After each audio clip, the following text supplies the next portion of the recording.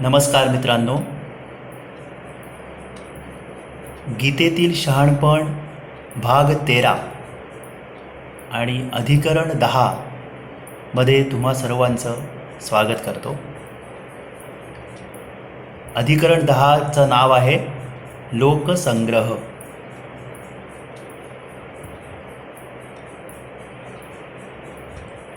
गीताईने सुरू करूया. गीताई माऊली माझी तिचा मी बाळ नेणता, पडता रडता घेई उचलुनी कडेवरी.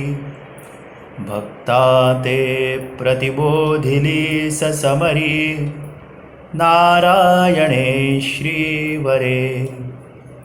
मुक्ते संग्रथिली समान्य मुनीने, वेदांत विद्या करे. माते षष्ट्यधिकारिणी सतशती, अष्टादशाध्यायिनी. तू ते मी अनुसंधितो निशिदिनी, गीते भयद्वेषिणी. गीते भयद्वेषिणी.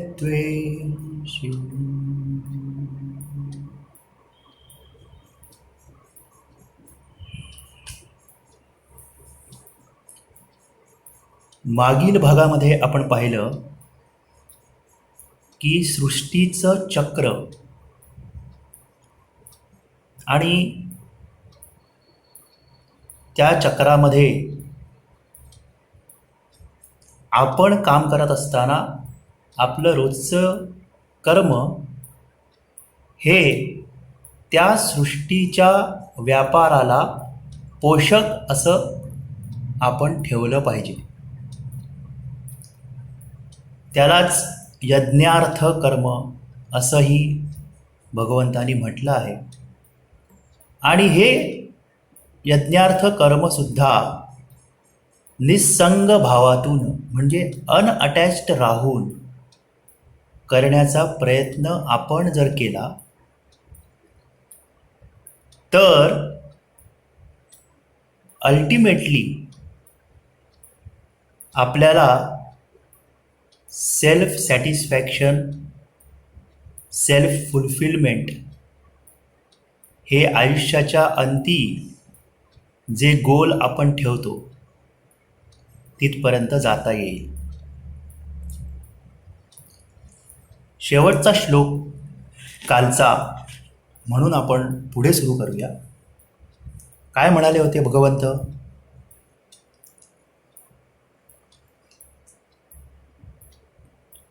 म्हणूनी नित्य निस्संग करी कर्तव्य कर्म तू, निस्संग करिता कर्म कैवल्यपद पावतो. कैवल्यपद म्हणजेच सेल्फ फुलफिलमेंट असा अर्थ आपण घेतलेला आहे.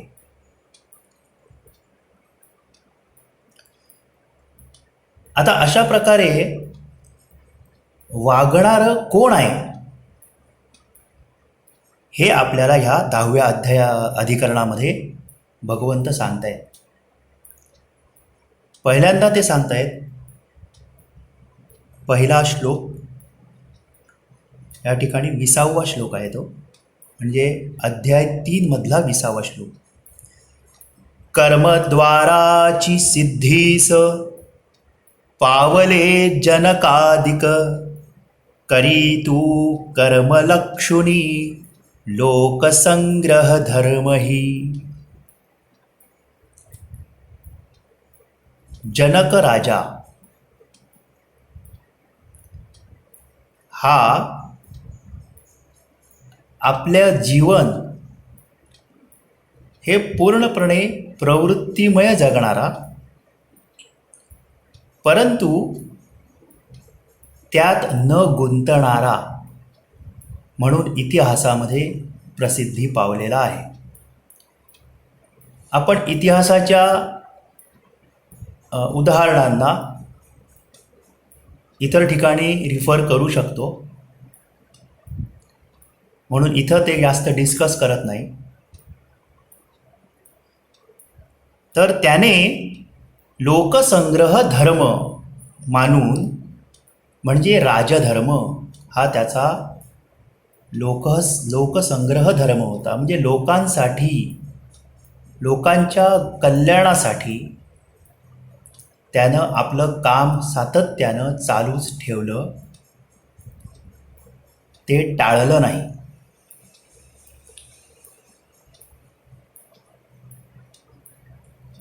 श्लोक 21 पुढे म्हणतायत, जे जे आचरितो श्रेष्ठ ते तेची दुसरे जन, तो मान्य करीतो जे जे लोक चालवितात ते. जे जे आचरितो श्रेष्ठ, श्रेष्ठ श्रेष्ठ माणूस कशा कशाने होतो? पहिली गोष्ट म्हणजे ज्ञानाने श्रेष्ठ होतो. दुसरी गोष्ट सामाजिक अधिकाराने तो श्रेष्ठ होतो. अनेक प्रकारे श्रेष्ठत्व तो प्राप्त करतो, किंवा वडिलकीच्या नात्याने सुद्धा तो श्रेष्ठ असतो. तर ही जी श्रेष्ठ माणसं असतात त्यांच्याकडेच जनसामान्य पाहत असतात. सध्या जे एक उदाहरण गाजतंय ते म्हणजे बॉलिवूड. एका श्रेष्ठ पदावरती तुम्ही पोचल्यानंतर तुमचं जे आचरण आहे ते सामान्य माणसं फॉलो करणार आहेत. They are going to follow your फूटस्टेप्स.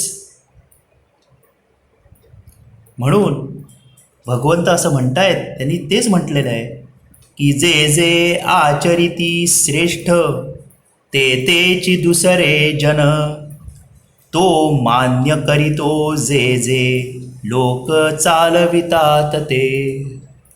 त्याने एकदा मान्य केलं एखादी गोष्ट तर ती समाजामध्ये रूढ व्हायला वेळ लागत नाही. समाज तीच घेऊन पुढे जात असतो. आता ते स्वतःकडे बघतात, म्हणजे श्रीकृष्ण साक्षात स्वतःचंच उदाहरण या ठिकाणी देत आहेत. आपण नेहमीच म्हणतो की नुसती तोंडाची बडबड नको, स्वतःच्या उदाहरणाने तुम्ही काही सिद्ध केलं आहे का ते सांगा. तर श्रीकृष्ण त्याला आता सांगतोय, करावे मिळवावेसे नसे काही जरी मज, तिन्ही लोकी तरी पार्था कर्मी मी वागतो चिकी. तीनही लोकांमध्ये मला आता काहीही करावं किंवा मिळवावं असं राहिलेलं नाही. तरीही मी लोकांमध्ये वागतोच आहे. तुझ्या रथाचा सारथी म्हणून इथे आलो आहे. हा श्रीकृष्ण युद्ध संपल्यानंतर त्या घोड्यांना खरारा करण्याचं काम त्याने पुढे केलेलं आहे. युद्ध संपल्यानंतर घोड्यांची व्यवस्था करण्याचं काम तबेल्यात जाऊन ह्या श्रीकृष्णानं केलेलं आहे. पुढे जाऊन राजसीय यज्ञाच्या वेळेला संपूर्ण पंक्ती उठल्यानंतर उष्टी काढण्याचं काम ह्या भगवंताने केलेलं आहे. म्हणजे श्रीकृष्णाने आपल्या आयुष्यामध्ये, आपल्या जीवनातून आपण जे बोलतो आहोत त्याचं उदाहरण घालून दिलेलं आहे. म्हणून गीतेचा अर्थ लावत असताना वारंवार श्रीकृष्णाच्या स्वतःच्या कथेविषयी आपल्याला रेफरन्स घ्यावा लागतो. म्हणजे मग ती गीता जी आहे ती संन्यास मार्गी नसून ती संसार मार्गी आहे. परंतु निस्संग भावाने केलेला संसार, तो काय हे आपल्याला वारंवार समजून घेत जायचं आहे. ही मानसिक स्थिती कोणती आहे आणि ती कशी आपण पाळत गेलं पाहिजे हे श्रीकृष्णाच्या कथेवरून आपल्याला लक्षात येतं आणि तेच गीतेच्या रूपामध्ये ते आपल्याला आपल्या जीवनाचं तत्त्वज्ञान सांगते. काय म्हणाले? करावे मिळवावेसे नसे काही जरी मज, तिन्ही लोकी तरी पार्था कर्मी मी वागतो चिकी. मीची कर्मी न वागेन जरी आळस झाडुनी, सर्वथा लोक घेतील माझे वर्तन ते मग. मीच जर आळशासारखा वागलो तर लोकही आळशी व्हायला वेळ लागणार नाही. सोडीन मी जरी कर्म नष्ट होतील लोक हे, होईन शंकर द्वारा मीची घातास कारण.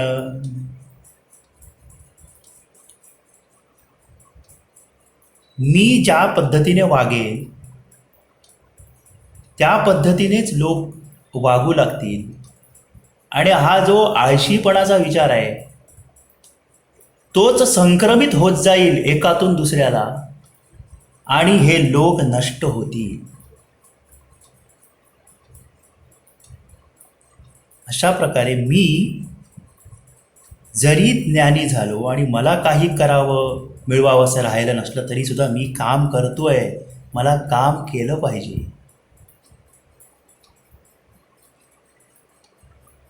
पुढच्या श्लोकात म्हणतायत, गुंतुनी करीती अज्ञ ज्ञात्याने मोकळेपणे, करावे कर्म तैसेची इच्छुनी लोकसंग्रह.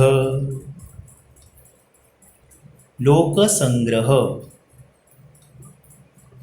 म्हणजे या ठिकाणी लोक ह्या शब्दामध्ये फक्त मनुष्य जात एवढंच अभिप्रेत नाही आहे, तर संपूर्ण सृष्टी यामध्ये अभिप्रेत आहे.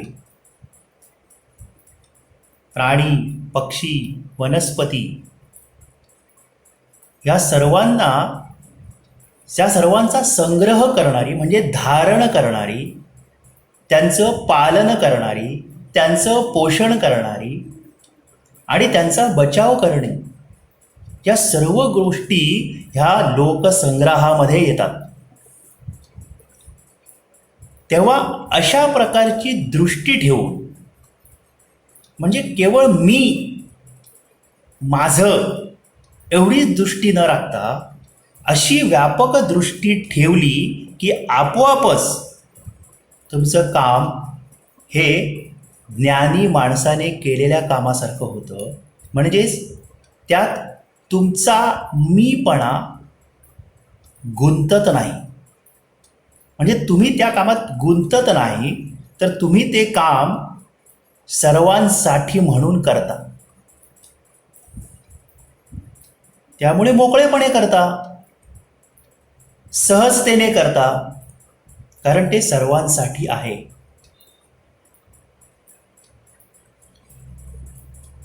म्हणून ज्ञानी झालं पाहिजे. ज्ञानी म्हणजे काय? तर हेच की अहम ब्रह्मास्मी, मी ब्रह्म स्वरूपाचा भाग आहे आणि म्हणून या ब्रह्मस्वरूपाचाच भाग असलेल्या सृष्टीच्या संग्रहासाठी माझं काम मी समर्पित करत आहे. त्याचा जो काही थोडाफार मोबदला आपल्याला मिळतो, त्या मोबदल्यासाठीच म्हणून फक्त काम होत नसून ते अधिक व्यापक तत्वावर, अधिक मोठ्या सिस्टमचा भाग म्हणून, ॲज अ कॉन्ट्रीब्युशन म्हणून होत आहे, हा या ठिकाणी समजून घेण्याचा महत्त्वाचा मुद्दा आहे. आणि त्यातूनच निर्मिती होणार आहे. निर्मितीक्षम असं आपलं मन बनणार आहे. We are going to become more productive by this thought. आता पुढे म्हणता येईल, नेणत्या कर्मनिष्ठांचा बुद्धिभेद करू नये, गोडी कर्मात लावावी, समत्वे आचरुनीती. नेणत्या कर्मनिष्ठांचा बुद्धिभेद करू नये. आता मी ज्ञानी झालो ह्याचा अर्थ जे इतर अज्ञानी लोक आहेत असं मला वाटतं, ते त्यांच्या त्यांच्या निष्ठांच्या अनुसार त्यांचं कर्म करत आहेत. म्हणजे मी ज्ञानी झालो म्हणजे मी अगोदर अज्ञानी होतो आणि त्या पायऱ्या चढत चढत हळूहळू ज्ञानी झालेलो आहे, किंवा ज्ञानी होण्याच्या प्रयत्न करतोय. ज्ञानी झालो आहे असं आपण कोणीच कधीच म्हणू शकत नाही. अगदी जे संपूर्ण ज्ञानी झाले ते सुद्धा म्हणत नाहीत. ते सुद्धा स्वतःला, बाबा मला अजून काही कळलेलं नाही, आमच्या पूर्वजांनी जे सांगितलंय तेच थोडं थोडं मी सांगतोय, असं लोकमान्य टिळकांनी गीता रहस्याच्या पहिल्याच पानावर लिहून ठेवलं आहे. एवढं जाड, प्रचंड कॉम्प्लिकेटेड पुस्तक त्यांनी लिहिलं आहे आणि त्याच्या पहिल्या पानावर त्यांनी लिहून ठेवलं की हे मी काहीच बोलत नाही आहे, पूर्वी आमच्या ऋषींनी जे लिहून ठेवलं तेवढंच तुम्हाला फक्त सांगतो. तेव्हा ज्ञानी होण्यासाठीच्या अगोदर आपण अज्ञानी होतो. त्यामुळे इतर जे लोक जे काही अज्ञानी आपल्याला वाटतायत आणि ते त्यांच्या त्यांच्या कर्मनिष्ठांप्रमाणे काम करतायत, त्यांना उगाचच बोचत राहणं, त्यांना उगाचच खालच्या पातळीवर लेखणं, हे आपण सोडून दिलं पाहिजे आणि आपली गोडी आपल्या कर्मात लावावी, समत्वे आचरुनीती. त्यांच्या ठिकाणी सुद्धा समत्व भाव ठेवून आपण आपलं काम करत राहिलं पाहिजे. अर्थात याचा अर्थ कोणीही असा काढू नये की अज्ञानी लोकांना अज्ञानी ठेवावे. टिळकांनी असं म्हटलं. ह्याचा अर्थ अज्ञानी लोकांना अज्ञानी ठेवा असा मात्र कोणी काढू नये. जरूर त्यांना हळूहळू शहाणे करून सोडावे सकळ जन, परंतु ते शहाणं करत असताना त्यांचा भाव जपला गेला पाहिजे, त्यांच्या भावना जपल्या पाहिजेत आणि मगच हळूहळू त्यांच्यामध्ये बदल आपोआप घडणारच आहे. कारण तुमच्यामध्ये सुद्धा त्याच पद्धतीने बदल घडला आहे. बरोबर.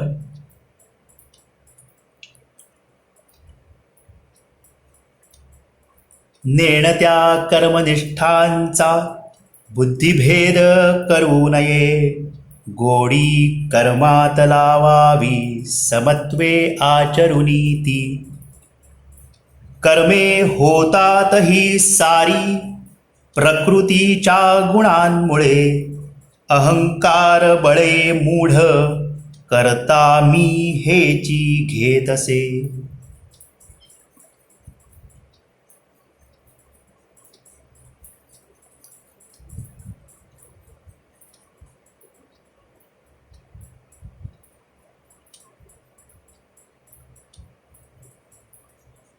या ठिकाणी फार इम्पॉर्टंट गोष्ट भगवान श्रीकृष्ण सांगतात.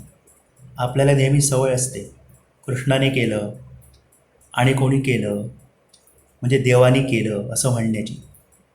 पण देव स्वतःच काय म्हणतोय इकडे बघ. कृष्ण स्वतः म्हणतोय की कर्मे होतात ही सारी प्रकृतीच्या गुणांमुळे. जसं आपण म्हणालो प्रकृती त्याचे 3 प्रकारचे गुण जे पुढे आपण अधिक विस्ताराने पाहणार आहोत. ते म्हणजे पंचमहाभूत आणि त्याच्या कॅरेक्टरिस्टिक्स सत्व रज आणि तम ह्या ब्रॉडली कॅटेगराईज केलेल्या जे गुण आहेत त्या गुणांच्या परस्पर संयोगातील कर्म घडत असतात. परंतु अहंकारामुळे मात्र स्वतःच्या अहंकारामुळे मूर्ख करता जो आहे ना त्याला वाटतं हे मी केलंय.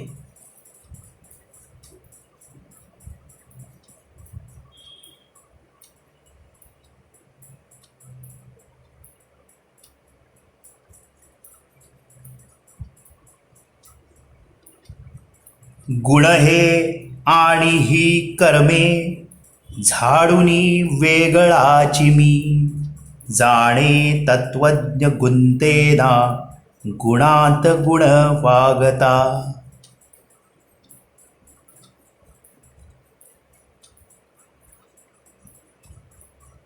जाणणं किंवा ज्ञानी होणं म्हणजे नक्की काय ना तेच ह्या ठिकाणी सांगतायत की कर्म मी केलं असं हे सत्य नाही, तर हे प्रकृतीच्या गुणांमुळे घडत आहे हे सत्य. आणि हे जे गुण आहेत आणि हे जे कर्म आहे जे घडताना दिसत आहे त्याहून मी भिन्न आहे, त्याहून मी वेगळा आहे हे जो ओळखतो तो ह्या गुणांनीच बनलेल्या विषयांमध्ये गुणांनीच बनलेल्या इंद्रियांनी न गुंतता वागत असतो. जाणे तत्वज्ञ गुंतेना गुणांत गुण वागता. सर्व सृष्टी आणि विश्व किंवा विषयांबद्दल आपण मागे बोललो आहोत. ते सर्व विषय सर्व पदार्थ हे या गुणांनी बनलेले आहेत. त्यांचा उपभोग घेणारी इंद्रियसुद्धा गुणांनीच बनलेली आहेत आणि हे सर्व कर्मसुद्धा त्या गुणांनीच घडत आहे. म्हणजे हा ब्रेन आहे ना, हा ब्रेनमध्ये होणाऱ्या ॲक्टिव्हिटीसुद्धा अगदी आपण कितीही न्यूरोलॉजिकल डेप्थमध्ये जरी गेलो आणि अगदी त्यातील ॲक्टिव्हिटीज म्हणजे इलेक्ट्रिकल सिग्नल्स वगैरे जरी म्हटलं किंवा ते तिकडे असलेल्या पोटॅशियम कॅल्शियम आयन्सचं एक्सचेंजेस होतात म्हणून होतं असं म्हटलं तरी तीसुद्धा ब्रॉडर पातळीवर ते कुठल्या तरी गुणांमुळे होत आहे असं आपल्याला नक्कीच म्हणता येतं. म्हणून त्यापासून मी वेगळा आहे हे समज, हे जाणून घे. मी म्हणजे कोण? मी स्वतः जो कर्म करणारा आहे तो. हे कृष्ण स्वतःसाठी मी असा शब्द इथे वापरलेला नाही. कृष्णाने स्वतःला मी असं संबोधन इथे केलेलं नाही. हे पुस्तक व्यासांनी लिहिलं आहे. त्या ठिकाणी मी हा शब्द अत्यंत बारकाईने आपल्याला अर्थ लावावा लागतो. ह्या ठिकाणी मी म्हणजे कर्त्याला उद्देशून मी म्हटलं आहे. काही ठिकाणी वरती जे मी म्हटलं, मीची कर्मी न वागे न जरी आळस झाडून, तिथे मी म्हणजे कृष्ण. आणि पुढे अजून जेव्हा मी येणार आहे तेव्हा कृष्णाचाही कृष्ण म्हणजेच ते ब्रह्मस्वरूप. अशा पद्धतीने सुद्धा मी व्यासांनी वापरलेला आहे. तो आपल्याला कळला पाहिजे नीट. नक्की मीचा अर्थ इथं काय घ्यायचा.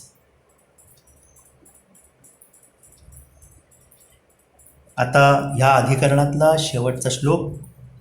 गुंतले गुणकर्मी जे भुलले प्रकृती गुणे त्या अल्प जाणणारांस सर्वज्ञे चाळवू नये.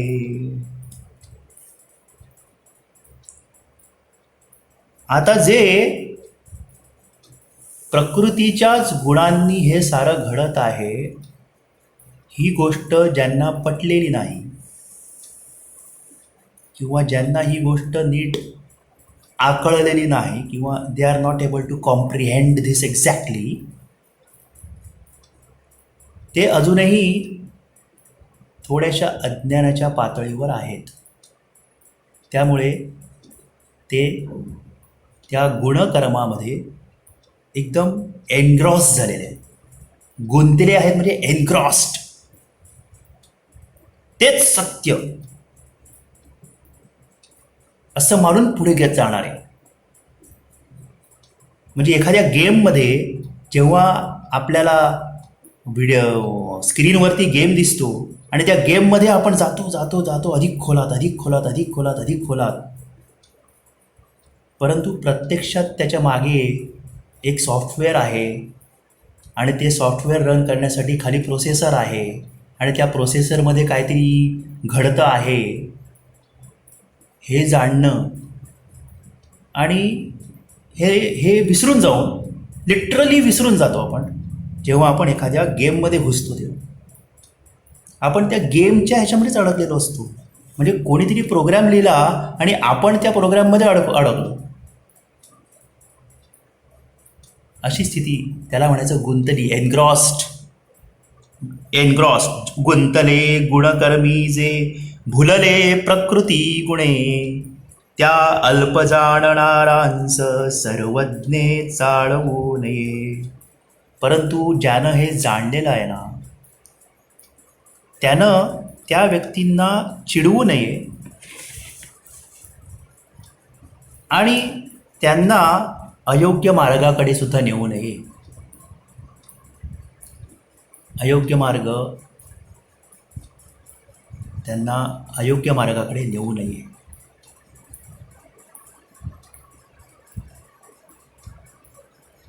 अधिकरण 10 संपलेलं आहे. आता आपल्यामध्ये हा सर्वज्ञ आहे का, तो कसा आपण आणू शकतो, कोणत्या पद्धतीचा विचार प्रवाह आपण केला पाहिजे, याविषयीचं मार्गदर्शन आपल्याला गीता करते आहे. ते आपल्याला उपयोगी पडतंय का ते आपण पाहायचं आहे.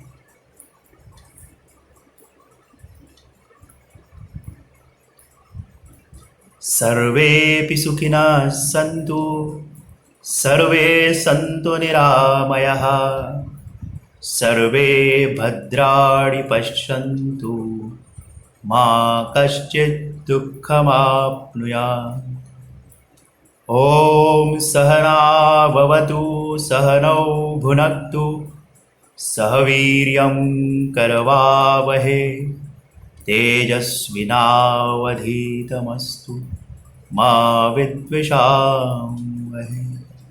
ॐ शान्ति शान्ति. असतो मा सद्गमय तमसो मा ज्योतिर्गमय मृत्योर्मामृतं गमय. ॐ शान्ति शान्ति. अधिकरण 11 साठी पुढच्या भागात आपण भेटूया.